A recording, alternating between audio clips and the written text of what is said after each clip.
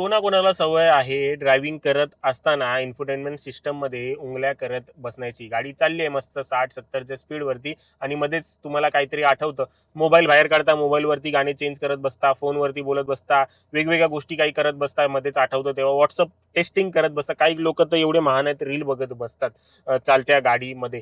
खूप जास्त रिस्की आहे, खूप लाईटली घेत आहेत ड्रायव्हिंगला. ह्या माणसासोबत काय झालं बघितलं, इन्फोटेनमेंट सिस्टममध्ये काहीतरी सेटिंग करत होता, गाणं चेंज करत होता, सिलेक्ट करत होता, काय झालं, गाडी जाऊन जाईल, ती नवीन कोरी गाडी जाऊन हिट झाली आणि डॅमेज झाली. आता ती गाडी डॅमेज झाली म्हणून पुढे कोणी माणूस आला असता, एखादा जीव आला असता आणि त्याला हिट गेला असतं, काय झालं असतं, जीव गेला असता विनाकारण. त्यामुळे काहीही करायचं असेल तर आपल्याला जे आहे ते काही करायचं असेल तर गाडी काढण्या अगोदर, गाडी ड्रायव्हिंग सुरू करण्या अगोदर जे काय ती सेटिंग संपूर्ण करून घ्या, नंतरच निघा.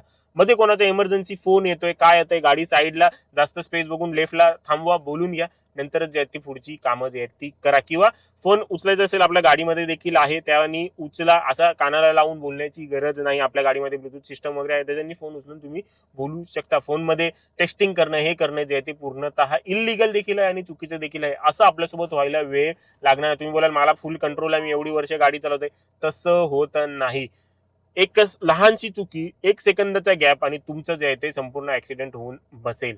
त्यामुळे या गोष्टीची काळजी घ्या आणि हा व्हिडिओ त्यासोबत शेअर करा जो ड्रायव्हिंग करत असताना टचस्क्रीन मध्ये उंगल्या करत असतो. त्याला सांग बाबा जे काय करायचंय ते अगोदरच संपूर्ण करून घे आणि नंतर जर करायची वेळ आली तर गाडी साईडला लाव आणि त्यानंतर ती गोष्ट जी आहे ती करा.